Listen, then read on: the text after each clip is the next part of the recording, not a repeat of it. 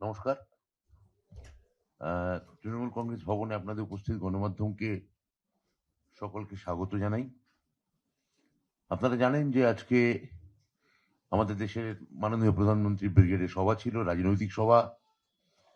সেই পরিপ্রেক্ষিতে আমাদের একটি প্রেস কনফারেন্স ডাকার কথা হয়েছিল এবং কথা হয়েছিল যে আমি এবং আমার সহকর্মী মাননীয় সাংসদ শ্রীমতী সায়নী ঘোষ আমরা দুজনে মিলে প্রেস কনফারেন্সটা করব। কিন্তু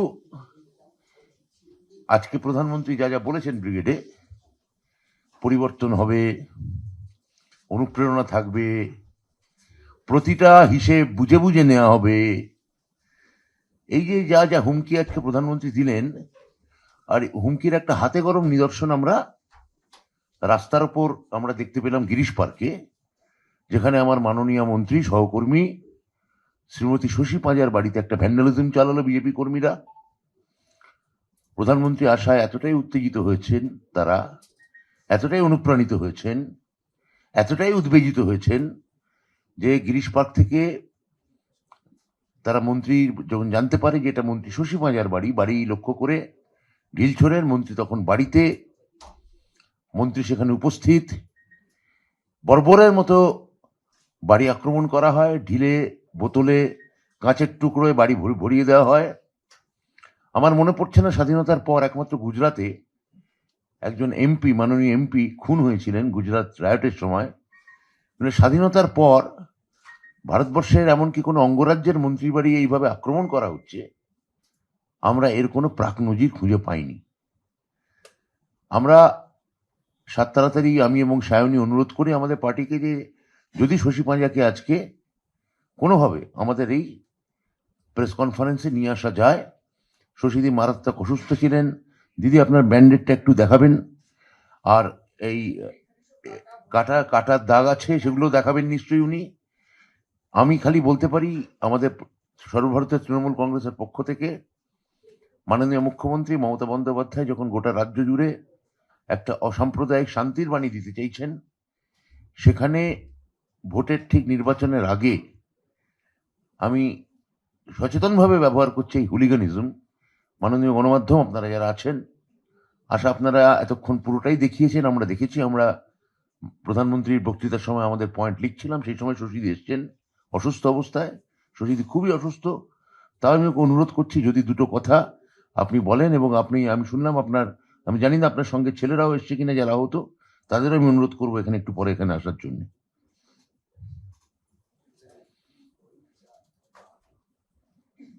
নমস্কার। আজকে ব্রিগেড কিংবা যদি বি গ্রেড র্যালি বলি, তার নাম করে সকাল থেকে কিছু কিছু বাসগুলো আমার যেখানে বাড়ি সেই মেন রোড ওপর দিয়ে যায়, চিত্তরঞ্জন অ্যাভিনিউ দিয়ে তারা ব্রিগেডের দিকে যাচ্ছিল। সকাল থেকেই তারা যাচ্ছেন, আমরাও আমাদের মতো কাজ করছি। আমরা আজকে অবাক হয়ে যাচ্ছি, আমি নিজেই অবাক যে বিজেপি তাহলে গুন্ডা পুষছে, এবং এটা গুন্ডা পুষছে, খুনি পুষছে, মার্ডারার্স। এতদিন ভাবতাম গণতন্ত্রের হত্যা করছে বিভিন্ন SIR ইত্যাদি, এখন দেখছি এরা ফিজিক্যালি মারতে চায়। আজকে সেই নিদর্শনটা আমার বাড়ির আরম্ভ হয়েছিল। আমাদের ফ্লেক্স আমরা লাগাচ্ছিলাম, আমার তৃণমূল কংগ্রেসের সহকর্মী তারা ফ্লেক্স লাগাচ্ছিল। বাস, বিজেপি ফ্ল্যাগ লাগানো বাস, বিজেপি পরিবর্তনের টুপি পরার মানুষগুলো গুন্ডা, যারা পরিবর্তনের নাম দিয়ে, শ্রীরামের নামে জয়ধ্বনি দিয়ে হিংস্র হয়ে উঠেছিল। আজকে বাড়ির সামনে আমরা দেখলাম, আমি দেখাতে পারছি না হয়তো আমার পেটের অংশ, এইটা দেখান। এরা মহিলা কিছু ওদেরকে চিনতে হবে না আমি মন্ত্রী কিনা, মহিলা।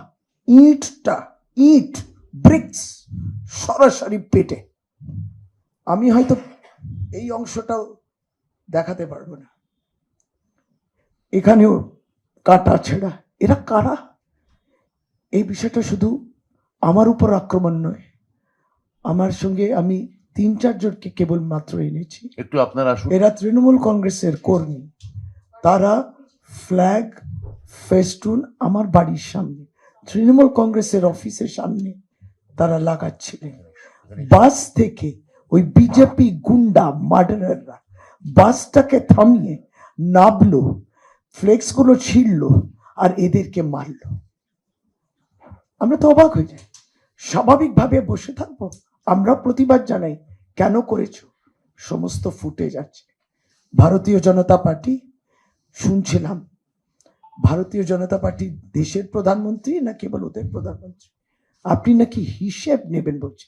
আজকে সেই হিসেবে নিদর্শন, রাজ্যের মন্ত্রীর বাড়ির উপরে, মন্ত্রীর উপরে আক্রমণ, আমি আহত, আমার সহকর্মীরা আহত। This is the definition of democracy for BJP. এরা গুন্ডা পুষছে।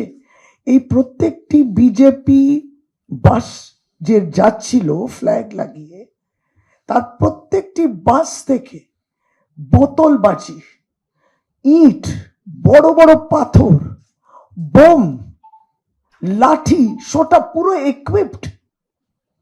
তারা এসছেন র্যালি করতে, প্রধানমন্ত্রী র্যালি, তিনি ভিভিআইপি, তার র্যালিতে এই সমস্ত ব্যবস্থা তারা নিয়ে যাচ্ছেন এগুলো। এবং সেই আমাদের বাড়ির সামনে সেই বয়কট বিজেপি দেখেছে, এই তো তাদের ব্যাপার, তারা পুরো গুন্ডামিতে নেমে এসছে। আমরা বাধ্য হলাম বাড়ির দরজাটা বন্ধ করতে।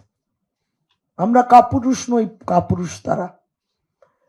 পর উপদ্রব করলেন, আক্রমণ করলেন, আর প্রধানমন্ত্রী ভাষণে বলছে সব হিসাব লে লেগা।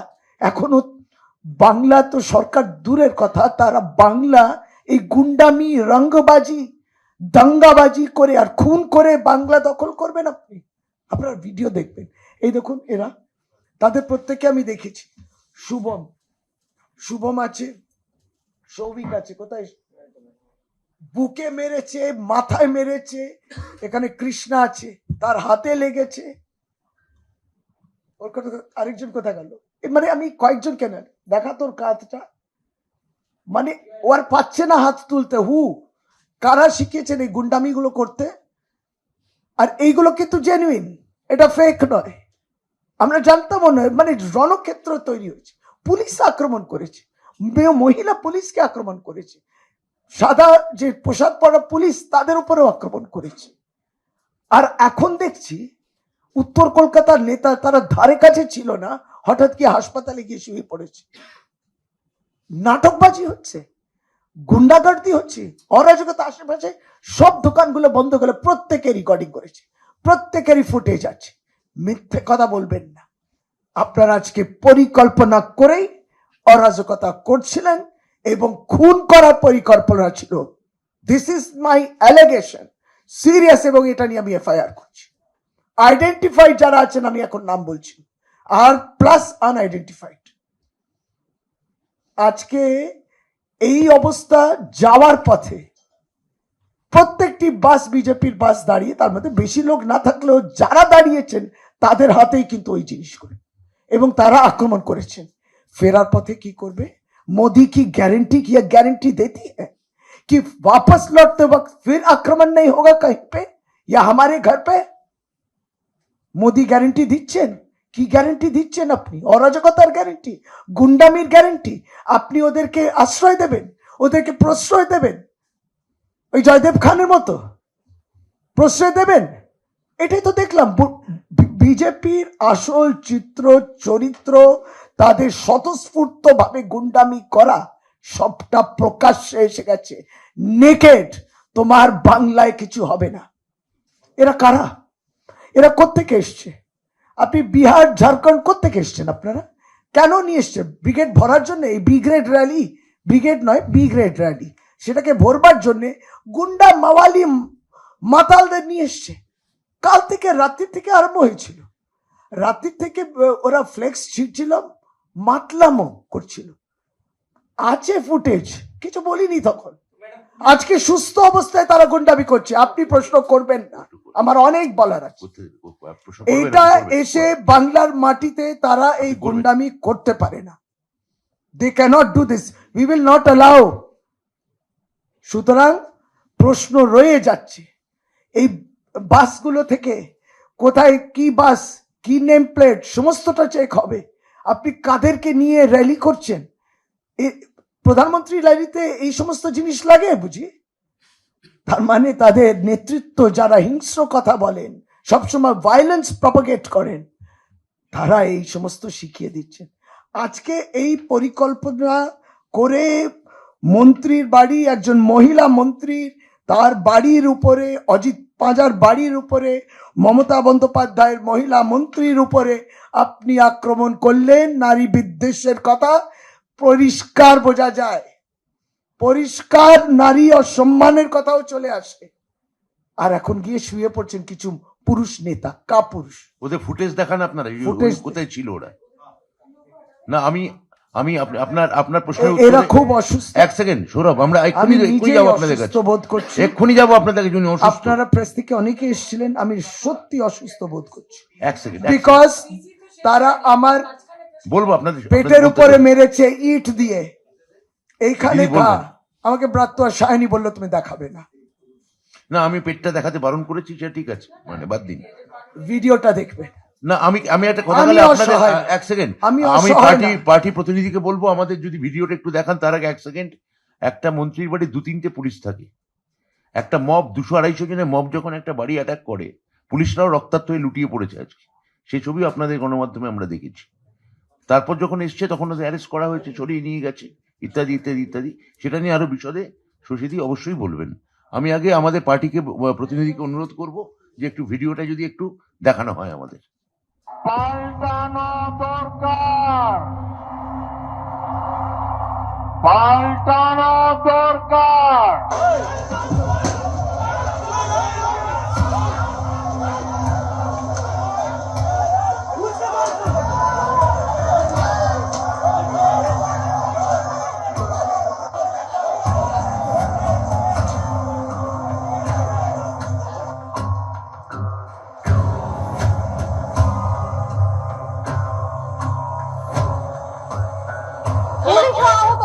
দেখো গন্ডগোল সূত্রপাতের আগে তোমাকে দেখাবো।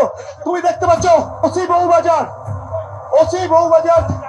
তিনি কিন্তু আহত হয়েছেন। বাপ্পাদিত্য লস্কর, তার কিন্তু ইট তার কাঁধে এসে লেগে জীবত শুয়ে পড়ছেন। পুলিশ কর্মীরা উদ্ধার করছেন।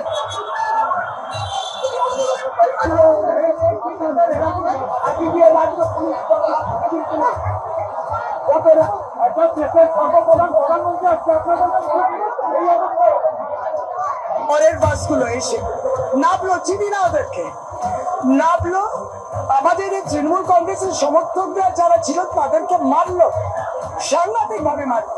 তাদেরকে আমি নার্সিংহোমে পাঠিয়েছি।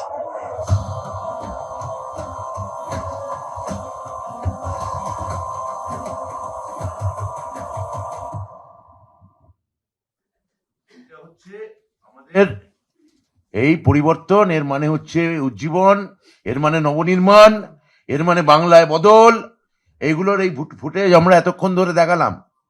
আমি সায়নীকে দুটো কথা বলবো এক্ষুনি গণমাধ্যমের কাছে যাওয়ার জন্য, তারপর আমরা বাকি প্রশ্নের উত্তর দেব।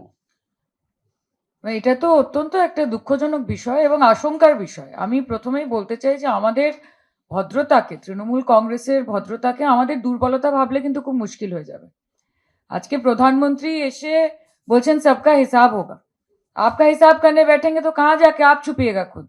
এটা তো আমরা জানতে চাই।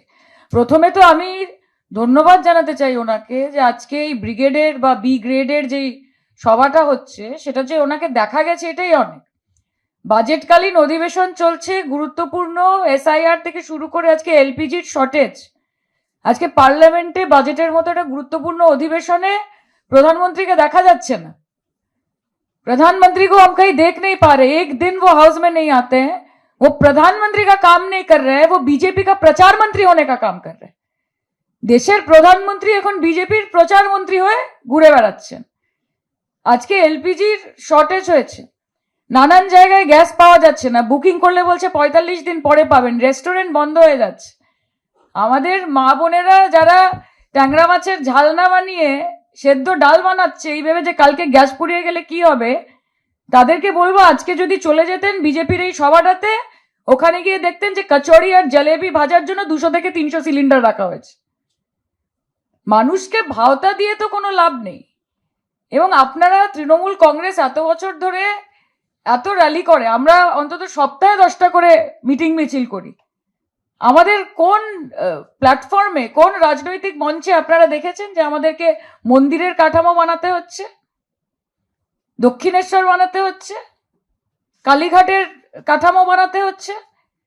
মমতা বন্দ্যোপাধ্যায়কে অন্তত বা তৃণমূল কংগ্রেসকে অন্তত একটি রাজনৈতিক মঞ্চ থেকে বা ওখানে মানুষকে ভোট পাওয়ার জন্য না কালীঘাট দক্ষিণেশ্বর বানাতে হচ্ছে, না নাখোদা মসজিদ বানাতে হচ্ছে, না সন্তকুটিয়া বানাতে হচ্ছে, আর না সেন্ট ক্যাথিড্রাল বানাতে হচ্ছে, সেন্ট পলস ক্যাথিড্রাল। কেননা মমতাদি সব জায়গায় এমনিই যান। এক্স্যাক্টলি, অতি ভক্তি চোরের লক্ষণ, সেটা আজকে ওনারা প্রমাণিত করে দিয়েছেন। আর আজকে নরেন্দ্র মোদী অনেক বড় বড় কথা বলছিলেন, কত 18,000 কোটি টাকার নাকি উনি প্রকল্প দিয়েছেন, যে আমাদের বিকাশ নাকি কেউ এখন আটকাতে পারবেন না। 2 লক্ষ কোটি টাকা পশ্চিমবঙ্গের হকের টাকা, ন্যায্য টাকা। 2 লাখ করোড় রুপয়ে বকায়া হ্যাঁ পশ্চিম বাঙ্গাল কা। জল জীবন মিশনের টাকা আপনারা দেন না, আটকে রেখেছেন। আবাস যোজনার টাকা হাজার হাজার কোটি কোটি টাকা আপনারা আটকে রেখেছেন। 100 দিনের কাজের টাকা দেওয়ার কথা আপনার দিচ্ছে মমতা বন্দ্যোপাধ্যায়, আপনি আটকে রেখেছেন। এখন ইলেকশনে সর্বশিক্ষা অভিযানের টাকা আপনারা আটকে রেখেছেন, মিড ডে মিলের টাকা আপনারা আটকে রেখেছেন। 2 লক্ষ কোটি টাকার কাছে 18,000 কোটি টাকার আপনারা এখন ললিপপ ধরিয়ে দিয়ে বলছেন যে আমরা পশ্চিমবঙ্গের পাশে আছি। এইগুলো বাংলার মানুষ খুব ভালো মতো বুঝে গেছে। এবং উনি আজকে অনেক কিছু বলছিলেন, আমি কয়েকটা ডেটা আপনাদেরকে শুধু দিতে চাই। বাংলার মানুষ জানে, যারা একটু টেক স্যাভি, যারা একটু নেট স্যাভি, যারা একটুখানি দেশের চর্চা করেন, দেশের রাজনীতির চর্চা করেন, বিজেপি শাসিত রাজ্যের যে কি অবস্থা এই গোটা ভারতবর্ষে, সেটা তারা খুব ভালো মতো জানেন। আপনারা আমাদেরকে বেকারত্বের ওপর, যে यहाँ पे लाख लाख युवाएं सब पलायन कर रहे हैं, तो देश से कितने लोग पलायन कर रहे हैं उसका हिसाब है आपके पास?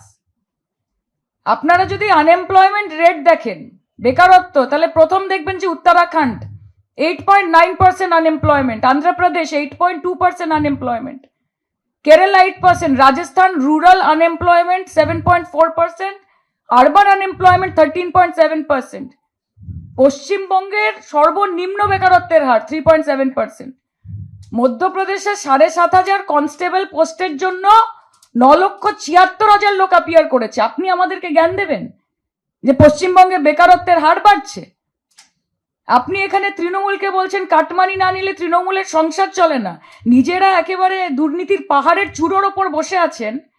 আপনারা আমাদেরকে দুর্নীতির কথা বলবেন? সর্বোচ্চ স্ক্যাম ইলেকটোরাল বন্ড 8,400 কোটি টাকা। ব্যবসায়ী প্রতিষ্ঠানদেরকে ইডি, সিবিআই, নানান রকম এজেন্সির ভয় দেখিয়ে তাদের কাছ থেকে টাকা তোলেন। বড় বড় কথা বলেন স্কিল ইন্ডিয়ার ব্যাপারে, 14,000 কোটি টাকার ওপর ফ্রড। এই যে জল জীবন মিশন 16,839 কোটি অ্যাডিশনাল এক্সপেন্স দেখিয়েছে, 7,000-এরও বেশি কমপ্লেন জমা পড়েছে। রাফায়েল ডিফেন্স ডিল স্ক্যাম, 36 খানা এয়ারক্রাফটের জন্য 41,205 কোটি টাকা পেমেন্ট করা হয়েছে। শুধুমাত্র নরেন্দ্র মোদী এবং ভারতীয় জনতা পার্টির শাসনকালে 66,000 কোটি টাকার ব্যাংক ফ্রড হয়েছে। সাধারণ মানুষ, মধ্যবিত্ত মানুষ, গরিব মানুষের ব্যাংকের টাকা নীরব মোদী, মেহুল চোকসি, বিজয় মাল্যার মতো লোকেরা মেরে বিদেশে গিয়ে বিরিয়ানি খাচ্ছেন। নরেন্দ্র মোদী কিছু করতে পারছে না, আমাদেরকে দুর্নীতি নিয়ে আপনি জ্ঞান দিচ্ছেন। আর মহিলার সুরক্ষা যখন উনি বলেন তখন আমাদের হাসি পায়, কারণ top 5 most unsafe সিটিজ, top 5 most unsafe রাজ্যের মধ্যে 4টেই হচ্ছে বিজেপি শাসিত রাজ্য। আগে উত্তরপ্রদেশ দেখুন, হাতরাস দেখুন, বালিয়া দেখুন, সাহারানপুর দেখুন, মুজফ্ফরনগর দেখুন, আহমেদাবাদ চলে যান, সুরাত দেখুন, বানাসকাঠা দেখুন, বারোজ দেখুন, মধ্যপ্রদেশ দেখুন। তারপর আমাদেরকে বলবেন আপনাদের শাসনকালে 46%, বিগত 10 বছরে 46% মহিলাদের ওপর অত্যাচারের ঘটনা বেড়েছে। মমতা বন্দ্যোপাধ্যায় পিঙ্ক পেট্রোলিং করছে নারীকে সুরক্ষা দেওয়ার জন্য, নারী নিরাপত্তা দেওয়ার জন্য। রাত্রিরের সাথী করেছেন, অপরাজিতা অ্যান্টি রেপ বিল পাশ করার জন্য আপনাদের রাষ্ট্রপতি, মহামহিম রাষ্ট্রপতির কাছে পড়ে আছে 1.5 বছর ধরে। অপরাজিতা অ্যান্টি রেপ বিল উনি পাশ করেন না কেন? কারণ উনি ভারতবর্ষের রাষ্ট্রপতি নন, উনি বিজেপির রাষ্ট্রপতি। পাছে অপরাজিতা অ্যান্টি রেপ বিল পাশ হয়ে গেলে মমতা বন্দ্যোপাধ্যায়ের একটু নাম হয়ে যায়, সেই ভয় একটা বিল যেটা অত্যন্ত জরুরি নারী নিরাপত্তার জন্য সেটাকে আটকে রেখে দিয়েছেন। আপনারা আমাদেরকে এই বড় বড় কথা, মানুষ হাসে আসলে, लोग हंसते हैं आप पे कि आप ऐसे ये डेली जो पैसेंजरी है जो आप करते रहते हैं, ट्राम आपका है, ट्रेन आपका है, प्लेन आपका है, प्राइवेट जेट आपका है, रेलवे आपका है, लेकिन आप ट्रम्प का है। लेकिन वो लेकिन तो आप ट्रम्प का। का- सुनिए, सबसे बड़ी बात है कि आपको महत्वपूर्ण विषयों पर चर्चा नहीं करनी है। आप सीनाजोरी पश्चिम बंगाल में आके दिखा रहे हैं।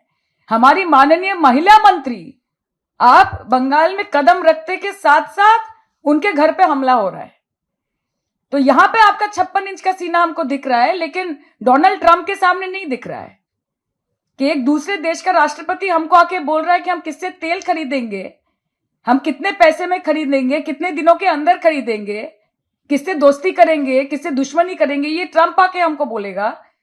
तब आपका 56 इंच का सीना आपका दिखता नहीं है। लेकिन हमारी माननीय मंत्री, आप टार्गेट किसको करने, আমরা এটা জানতে চাই। আপনারা যদি মনে করেন যে অশান্তি করে পশ্চিমবঙ্গে আপনারা জিততে পারবেন, এটা আপনারা পারবেন না। আপনাদের কোনো ন্যারেটিভ কাজ করছে না। আপনারা সব চেষ্টা করে নিয়েছেন, ইডি করে নিয়েছেন, সিবিআই করে নিয়েছেন, এনআইএ করে নিয়েছেন, আইটি করে নিয়েছেন। এতদিন সকাল বিকেল, মধ্যরাত্রি, দিবারাত্রি নানান রকমের মহিলা সুরক্ষা কমিশন, নারী সুরক্ষা কমিশন পাঠাতেন। এখন সর্বোচ্চ commission, election commission of India. Election commission of India is not the election commission of India. Election commission of India is the election commission of the ভারতীয় জনতা পার্টি। এখন ইলেকশন কমিশন হচ্ছে ভারতীয় জনতা পার্টির, মহামহিম রাষ্ট্রপতিজি হচ্ছেন ভারতীয় জনতা পার্টির রাষ্ট্রপতি, আর পার্লামেন্টটাকে তো একটা পার্টি অফিস বানিয়ে ফেলেছে। কাজে যাই করুন না কেন, বাংলার ক্ষেত্রে এইসব কাজ হবে না, আপনাদের এসব কথা চলবে না। আজকে উনি কৃষকদের কথা, আমি ছোট্ট করে শেষ করব, উনি কৃষকদের কথা বলছেন। কৃষক আন্দোলনের সময় 700-র ওপরে কৃষক মারা গেছেন। 2 ঘন্টা দূরে উনি দিল্লিতে বসেছিলেন, উনি একবার গেছেন ওখানে। আজকে আলু চাষিদের ওপর ওনার ভীষণ দরদ উঠছে। ওনাকে যারা ব্রিফিং দেয় তারা হয়তো ওনাকে ব্রিফ দিতে ভুলে গেছে যে মমতা বন্দ্যোপাধ্যায়ের সরকার আলু সংগ্রহ প্রকল্পকে চালু রেখেছে। 950 টাকা করে ন্যূনতম সহায়ক দেওয়া হচ্ছে তাদেরকে। হিমঘরের ব্যবস্থা করা হয়েছে। ছোট আলু যারা চাষ করে তাদের জন্য 30% রিজার্ভেশন রাখা হয়েছে। এটা মোদিজির সরকার করছে না, এটা মমতা বন্দ্যোপাধ্যায়ের সরকার করছে। আর পাল্টানো দরকার। পাল্টানো কি দরকার? আপনাদের স্ট্র্যাটেজি পাল্টানো দরকার। আজকে 4 বার রবীন্দ্রনাথের नाम নিচ্ছেন। बहुत याद आ गई आपको, जिसको कुछ दिन पहले आपके पार्टी के लोग आके बोल रहे थे रविंद्रनाथ सान्याल। नेताजी सुभाष चंद्र को बोल रहे थे रेखा गुप्ता जी कि नेताजी सुभाष चंद्र प्लेस। नाम অবধি ঠিক করে বলতে পারেন না। আজকে মনে হচ্ছে বঙ্কিমচন্দ্র চট্টোপাধ্যায় কয়েকদিন আগে পার্লামেন্টে দাঁড়িয়ে বঙ্কিমদা বলে সম্বোধন করেছিলেন। মাতঙ্গিনী হাজরাকে মুসলমান বলছেন। শ্রী শ্রী ঠাকুর রামকৃষ্ণ পরমহংসদেবকে স্বামীজি বলছেন, স্বামীজিকে কমিউনিস্ট বলছেন। গান্ধীজিকে বলছেন নোটে ভালো লাগে, টাকায় ভালো লাগে। অমর্ত্য সেনকে বলছেন গুড ফর নাথিং। সৌরভ গাঙ্গুলিকে বলছেন দালাল। পাল্টানো আপনাদের স্ট্র্যাটেজিকে দরকার। পরিযায়ী মানুষদেরকে, যারা বাংলা ভাষায় কথা বলছে তাদেরকে বাংলাদেশি বলছেন। মাইগ্রেন্ট ওয়ার্কারদের বাড়ির জল কেটে দিচ্ছেন, ইলেকট্রিসিটি কেটে দিচ্ছেন, কান কেটে দিচ্ছেন। শুধু এসে তারকেশ্বরে গিয়ে তারক বাবার জয় বললেই ভোলে বাবা পার করে দেবে এরকম হবে না, কারণ বিচার বাংলার মানুষ করবে। আপনারা দেশের স্বরাষ্ট্রমন্ত্রীকে দিয়ে যত এলি তেলি থার্ড ক্লাস লোকজনকে, আপনাদের লোকের এত অভাব পড়েছে যে দেশের স্বরাষ্ট্রমন্ত্রী সন্টু পন্টু মন্টু তাদেরকে হাতে ফ্ল্যাগ ধরিয়ে দিচ্ছে। Is it true or not? দেশের স্বরাষ্ট্রমন্ত্রী 2021-এ আমরা দেখেছিলাম যে একজন মহিলা মুখ্যমন্ত্রীকে হারানোর জন্য ভবানীপুরে গিয়ে দেশের স্বরাষ্ট্রমন্ত্রী নর্দমা পরিষ্কার করে ফেলছে প্রায়। তো সবই তো আপনাদের আছে, ক্ষমতা আপনাদের আছে, টাকা আপনাদের আছে, কিন্তু মমতা আপনাদের নেই। সেটাই হচ্ছে বিষয়। বিজেপির একটা মমতা নেই, বিজেপির ক্ষমতা থাকতে পারে। আমি আপনাদেরকে এইটুকুই বলতে চাই যে ওনার ডেলি প্যাসেঞ্জারই চলবে। আমি মমতাদিকে এটা রিকোয়েস্ট করছি যে বাংলার বাড়ির মধ্যে দিয়ে বিজেপির সকল কর্মী যারা আছে তাদেরকে একটা করে বাড়ি অ্যালট করে দিন, যাতে এত খরচা না হয় ট্যাক্স পেয়ারের টাকার। ওনারা এখানেই থেকে যান এবং ইলেকশন অবধি সবটা করে আবার সুন্দর করে দিল্লি ফেরত চলে যান। কারণ উনি যতই ঘৃণার রাজনীতি, বিভাজনের রাজনীতি বাংলায় ছড়ানোর চেষ্টা করুক, সেটা সম্ভব হবে না। এবং হিসাব আপ जब लेंगे तब लेंगे, लेकिन बंगाल हिसाब बहुत जल्द लेगा और वो आप खुद भी देख पाएंगे। Thank you. আজকে আপনি ব্রিগেডে বক্তৃতা শুরু করছেন বাংলায়, শেষ করছেন বাংলা ভাষা দিয়ে। এই বাংলা আপনার বিজেপি রাজ্যে গিয়ে কেউ যদি বাংলা ভাষা উচ্চারণ করে তাকে লাঠি দিয়ে মারতে আসছেন, থুতু চাটাচ্ছেন, পুশব্যাক করাচ্ছেন, বলছেন বাংলা বললে বর্ডারের ওপাশে পাঠিয়ে দেব। বাংলা বলা মানে অনুপ্রবেশকারী, ঘুষপেটিয়া। আজকেও আপনি দাঁড়িয়ে ওখানে বাঙালি মাত্রই অনুপ্রবেশকারী, ঘুষপেটিয়া বলেছেন। এই যে এসআইআর হলো, 63 লক্ষ নাম বাদ দিলেন, 200 বিএলওর কাছাকাছি অন্তত মারা গেল। এই যে তারা মারা গেলেন, এই পরিবারগুলোর হিসেব, তার পাশে একমাত্র এসে মমতা বন্দ্যোপাধ্যায় এসে দাঁড়ালেন। মমতাদি তাদের পরিবার পিছু একটা করে চাকরি দিলেন। আপনি বলুন ওইসব চাকরি আপনাদের দিতে হবে না, আপনারা দিতে পারবেন না, আপনাদের সে মনের জোরও নেই, মনের সে উদারতাও নেই।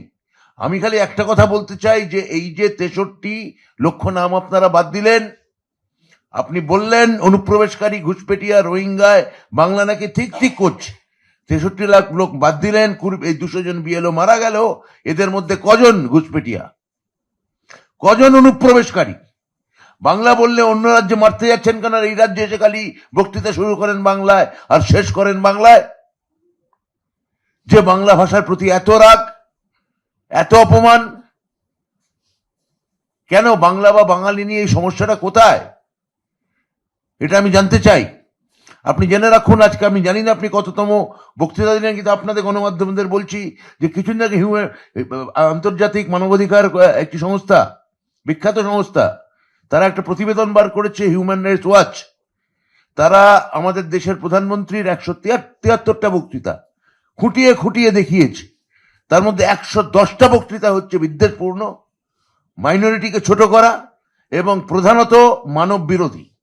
ওদের যে এশিয়ার যে ডিরেক্টর এলিয়েন পিয়ারসন, তিনি বলেছেন যদি এই ধরনের বক্তৃতা আরো যদি ভারতবর্ষ জুড়ে চলে, তাহলে ভারতবর্ষ নিঃসন্দেহে ফ্যাসিজম থেকে মাত্র 1 স্টেপ ব্যাকওয়ার্ড, মাত্র এক ধাপ দূরে।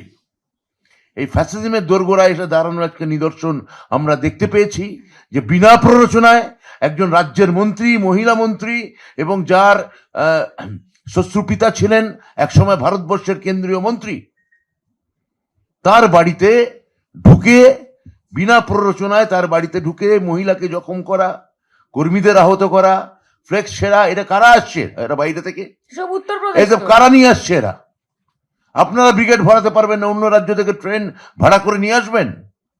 আর যারা আসছে আমাদের পশ্চিমবঙ্গ থেকে, যারা আজকে ব্রিগেডের কাছে অর্ধেক লোক বলছে আমরা দিদির যুবসাথী পেয়েছি, আমরা দিদির কন্যাশ্রী পেয়েছি, আমরা দেখতে যাচ্ছি এখন প্রধানমন্ত্রীকে। ভাই দেখুন, আপনি বারে বারে মুখ দেখান, ডেলি প্যাসেঞ্জারই হন, আপনি ট্যুরিজম মিনিস্টার হয়ে এখানে বারবার আসুন, পরিযায়ী টুরিস্ট হয়ে, কোনো আপত্তি নেই। কিন্তু যে ঘটনা আজকে মাননীয় শশী পাঁজার সঙ্গে ঘটল, তা নজিরবিহীন, তা পূর্ব পরিকল্পিত, এবং এই ধরনের একটা নির্মম ঘটনা যে কোনো রাজ্যের, অঙ্গরাজ্যের মন্ত্রীর বাড়িতে ঘটতে পারে, এটা আমাদের ধারণার বাইরে। আমি এবার গণমাধ্যমদের কাছে যাব, আপনাদের যে প্রশ্ন এক এক করে করবেন। আচ্ছা, আপনাদের একটাই অনুরোধ, সেটা হচ্ছে যে কাকে করতে চাইছেন 3 জনের মধ্যে, সেটাও বলে দেবেন। বিজেপি বলছে প্রথমে তাদের গাড়ি আটকানো হয়েছিল গিরিশ পার্ক মোড়ে, তৃণমূলের দিকে তারা ইঙ্গিত করছেন, তারপর তারা প্রত্যাখ্যান। বিজেপির নেতারা কি বললেন দেখুন। মিঠুন চক্রবর্তী কি বলেছেন আজকে দিদির সম্বন্ধে, মমতা বন্দ্যোপাধ্যায়ের সম্বন্ধে? 2021-এ আপনি ভাঙা পায়ের ইলেকশন করলেন, এখন কি আপনি আইসিইউ থেকে পার্টিকে লাইফ দেবেন? এরা বিজেপির নেতা, এদেরকে কর্মীরা ফলো করবেন, এই আদর্শে ভূষিত হবেন তারা? তাহলে মিথ্যে কথা ছাড়া আর কি বলবেন? জিজ্ঞেস করুন তো, সাহস আছে ওদের? ফ্লেক্সটা ছিঁড়ল কেন? বয়কট বিজেপি, ফ্লেক্সটা এত কষ্ট দিয়েছে তাদের। এবিপি আনন্দ, এগিয়ে থাকে, এগিয়ে রাখে।